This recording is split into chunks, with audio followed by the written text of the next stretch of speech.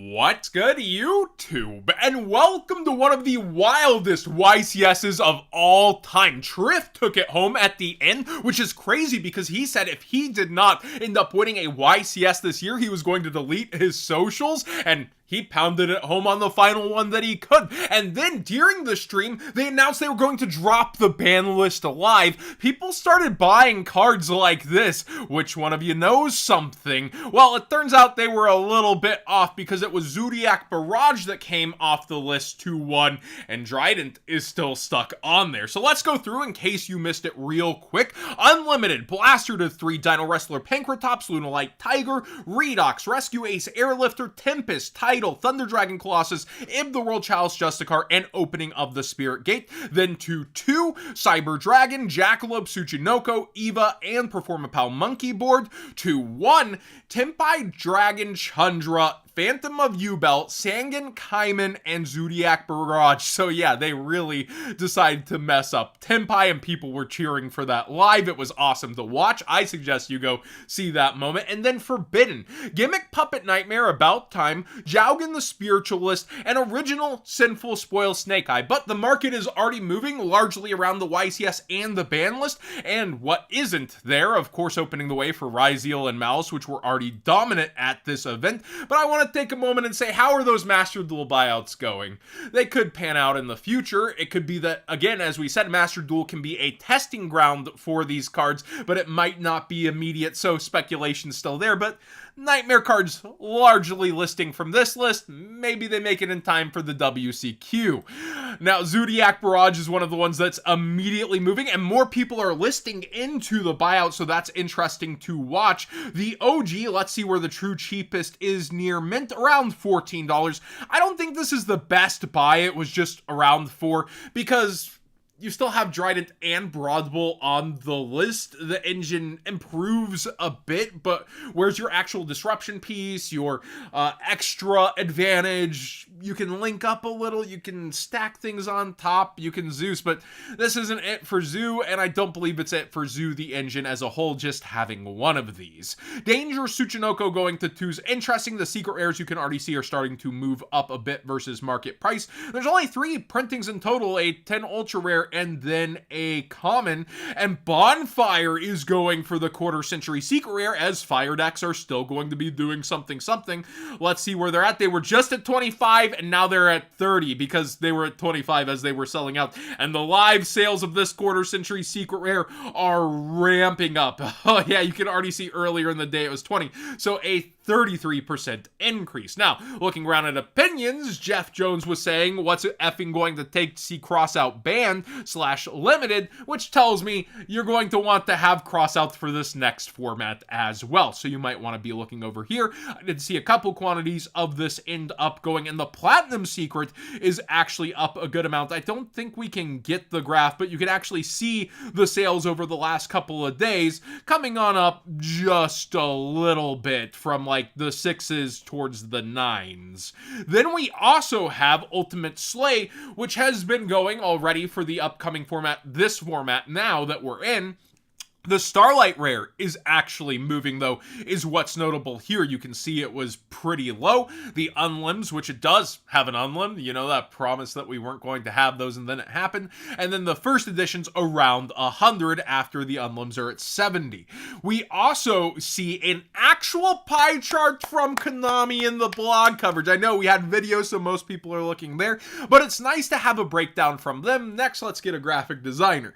But Ryzeal taking up 31% of the graph, aka 10 decks, and then you also have Fiendsmith Ryzeal for 4, so yeah, that's almost half the decks with Ryzeal, and then Malice having 6 decks up here as well, and then a Bestial Malice for a 7th.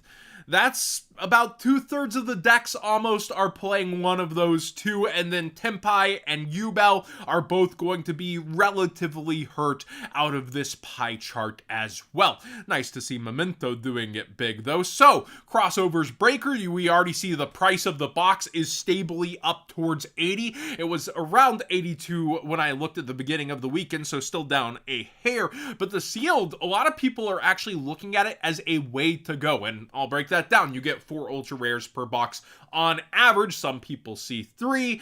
It's pretty rare to see that, though. I saw someone complaining about it on Reddit. Most of them have 4, and then a collector rare every, I want to say, 3 or 4 boxes, and then about 1 QCR per case.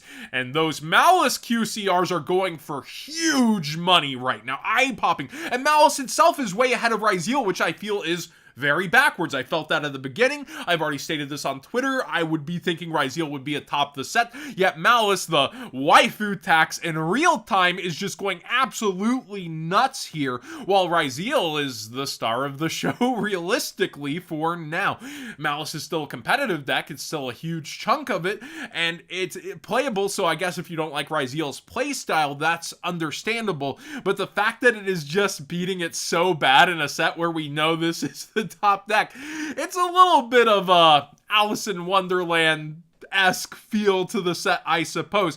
Now, there are Korean cards being listed in here, which is why a lot of them aren't accurate whenever you're seeing that $10. The market price dictates a little more when you're looking through. So $30 is actually where this is at, and it was like $22 at the beginning of the week, and then I was like, I think people should probably be buying these, and now the cores are spiking back up in price, and after everybody reads through the YCS and ban list, we'll have to see where this actually lands through the week and the hype, and I guess people having FOMO for the format as well. A lot of people complimenting this format actually as is, and then a ban list hits as we start out into it, clearing the way for it even more. Kind of ridiculous. So these decks are the decks to beat. Ryzeal, realistically, towards the top as well. And it'll be interesting to watch where it ends up, but Konami just adding that extra ultra rare and adding the 10 different quarter century secret rares, as much as I hate to admit it, versus the all foil side sets, really found a sweet spot, and it's working out on the secondary market for this set, along with 2 very, very important archetypes. Now, again, we've seen like Runic Labyrinth. Those were still 2 very good decks, but not nearly as dominant as this, so that is another leg up this set has.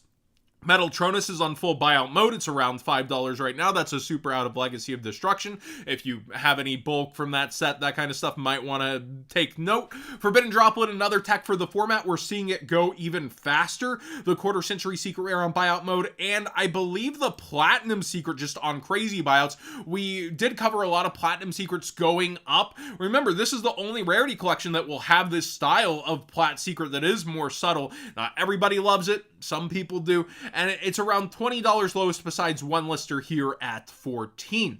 So it is also in buyout mode as an option, but there's just so many different droplets, but the lowest price droplets are around 6, with it starting to rise going into this format, which is pretty crazy. And then Ling Karibo as an option got bought out through this weekend for its ultra rare. The super rare is still readily available, which you can get at any ban list buys using that TCG player link in the description down below, costing you nothing extra to support the channel directly for the cards you'd already be buying.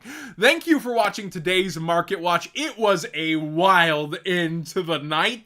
I can't believe how crazy it is, but hey, that's Yu-Gi-Oh! And I think that's kind of a new standard that should be set, but isn't always going to be available, that live reveal. And it was pretty cool. Between the ban list movements and non-movements, it's been one to watch for sure. Let me know what you thought of everything tonight. I mean, rare Sunday night video for y'all. Usually I would be, streaming or something instead. Terrible allergies today, and I do plan to get back on that streaming schedule.